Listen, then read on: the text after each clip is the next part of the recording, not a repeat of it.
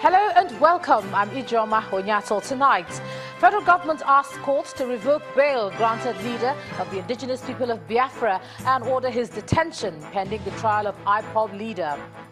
President Buhari reaffirms faith in Nigeria's democracy and unity as he meets with leaders of the ruling APC and the main opposition PDP, as well as state governors in Abuja. Former President Obasanjo distances himself from call for a restructuring of Nigeria, asks Nigerians to focus on building a nation.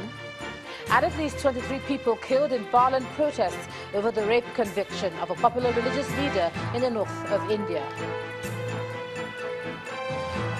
On business news tonight, National Insurance Commission partners with Nigerian Stock Exchange to strengthen the insurance sector.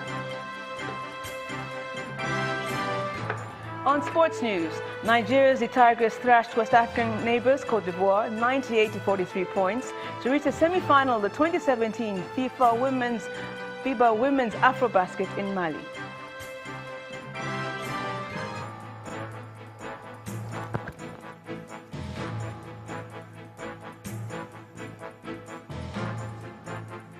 And from Abuja, Chief of Defense Staff challenges newly inducted military officers to brace up for the challenge for the defense of Nigeria's sovereignty.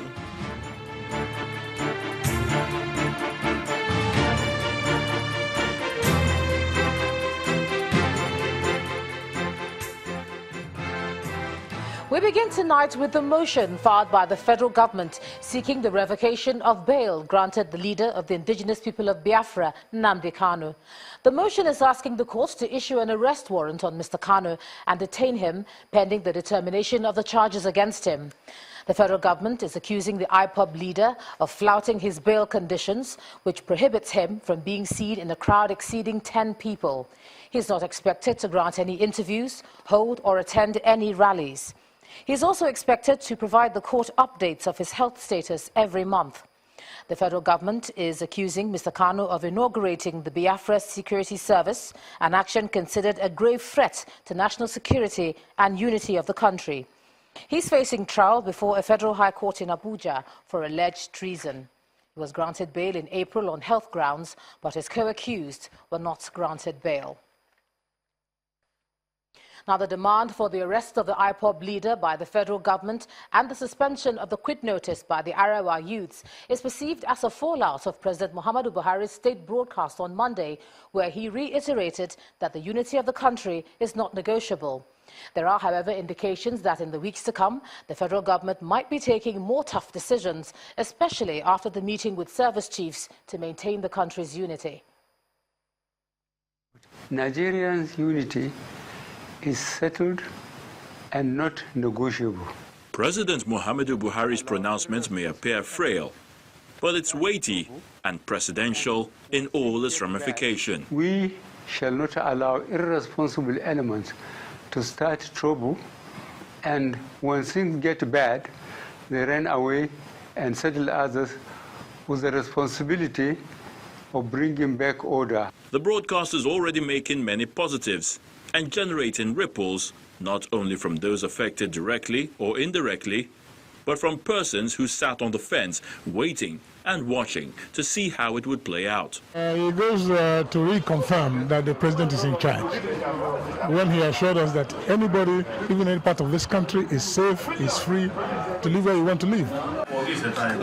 3 days after the broadcast and the signal sent, the indigenous people of Biafra was the first group to come public in what seemed like a reaction to the broadcast. The group withdrew its earlier threats to stop the conduct of the Anambra elections and clarified its objectives, claiming to be a non-violent group, but one that is committed to the welfare of the Igbo people. We will never, ever resort to armed violence or armed conflict of any sort. And then on Thursday, a group of northern youths that issued an eviction notice to Igbos living in the north suspended the threats, and they are now singing a new song. But some persons are not sure about the sincerity of the suspension order. The quit notice in the first place was improper. And how do you define a northerner? I was born in the north. I grew up in the north. I went to school in the north. And all my life I lived in the north before I went to England, and then from there I came back after the war, only to find that I don't belong to the north anymore. So the question about Nigeria is this, that we have got this type of division into ethnic groupings.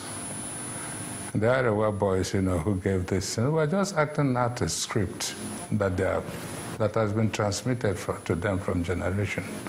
So I don't think that the question of saying that there has been a reversal is correct. It's just merely a suspension. One statement that continues to resonate from everyone is Nigeria's unity. Indeed, the president may have sent a strong signal. It's also a wake-up call to right the wrongs already created by these groups, or they face the consequences as long as the country's unity is not compromised. To keep Nigeria one is a task that must be done. Muhammadu Buhari, the President of the Federal Republic of Nigeria, has made it clear the unity of Nigeria is settled. It's not negotiable. And the country's unity is what they all want to talk about.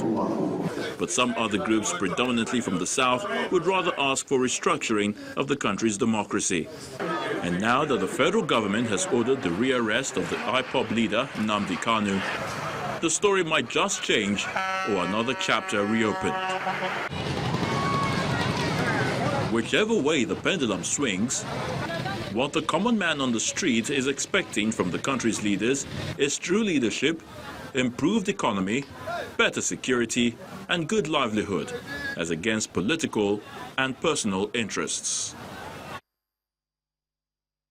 In the meantime, the president says democracies all over the world need opposition that's vibrant and responsible. President Muhammadu Buhari was speaking at a meeting with the leadership of the All Progressives Congress and the People's Democratic Party in Abuja. He explains that in a multi-party democracy, opposition does not mean hostility, enmity, or antagonism.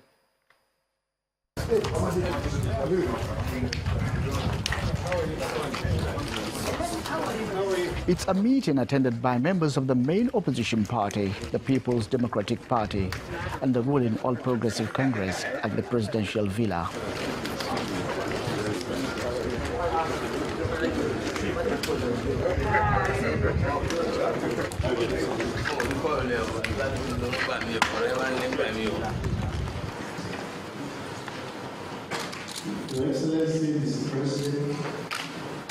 Nigerians may have expected the leaders to discuss socio-political issues like restructuring, but that did not come up in the opening of the meeting. Instead, the leaders promised to cooperate with the president for national development and growth. I want to reiterate our offer and assurances of the PDP's cooperation with the government on any program sincerely and holistically designed to take Nigeria to higher levels. We identify with and will continue to support the fight against terrorism as well as other crimes that have sneaked into our consciousness, like kidnapping, banditry, as well as the farmers and herdsmen clashes and other crimes camouflage in different forms.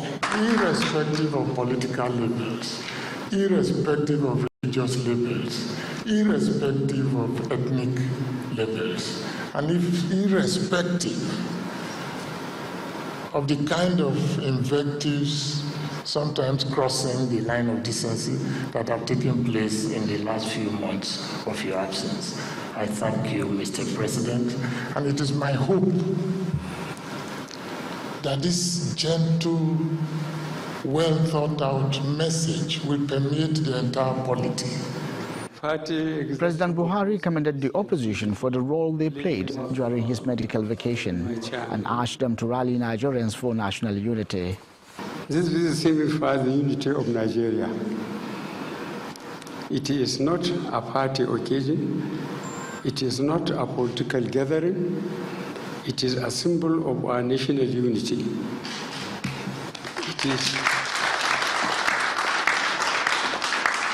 It is also an expression of the maturity of our democracy.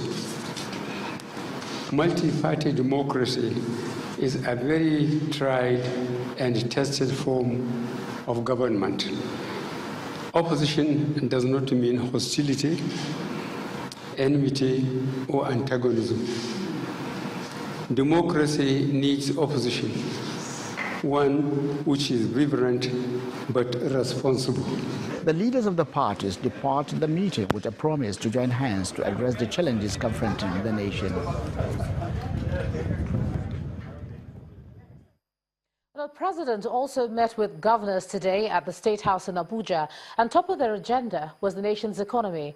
President Buhari did not hide the fact that there is a need to revive the economy, but he was also quick to point out that the devaluation of the naira is not something that his administration can change.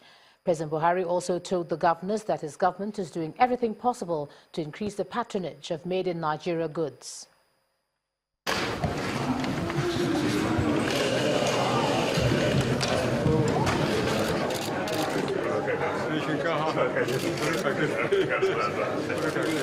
President Buhari exchanging pleasantries with governors during the solidarity visit to him after his medical vacation in London.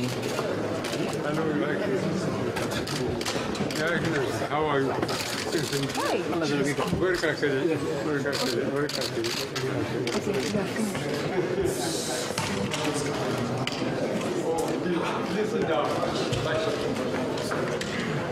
Governor Abdulaziz Yari of Zamfara State, who is the chairman of the Nigerian Governors Forum, led the governors to the meeting with the president. They restate their commitment to assisting him in delivering good governance to the nation. When we came into this leadership, there are so many outstanding salaries that has not been paid, some 27 months, some 18 months, some 10 months, some 4 months, respectively. But you bail us out, you structured our dates. All that not enough, we come with the debt that is long outstanding. London Paris Club, you also had to order our call. Irrespective of anybody's views, anybody can be sick, and there is nobody, even amongst us here, that is 100% well. And so we want to assure you, sir, that the unity of the country, which we are very committed to, we have passion for, is the same passion, sir, and we are committed to the same. And we will continue to back you in every step you take towards the oneness and welfare of this country. After thanking the governors and Nigerians for their prayers for his recovery, President Buhari expresses the commitment of his government to remain focused on economic diversification through agriculture and solid minerals. This devaluation of the naira is not our own making, but trading and Nigeria being the center for generations. It may not favor us for a year or two, but it's something that we cannot change. Because people were asking me whether we should be stricter on the borders and so on. I said we should be strict for imported food so that our farmers can be even more encouraged. And we thank God, last year and this year, the harvest throughout the country is much better than it used to be. The governors commend the president for the support he has given state governments through the Paris Club refunds and the assistance to boost agriculture in their states. Continue to give you the health that this country. Thank you. In part 2, after the break, we bring you an update on the recent deaths recorded in 3 communities of Yagba West local government area of Kogi State attributed to a strange illness. That's in a moment. Do stay with us.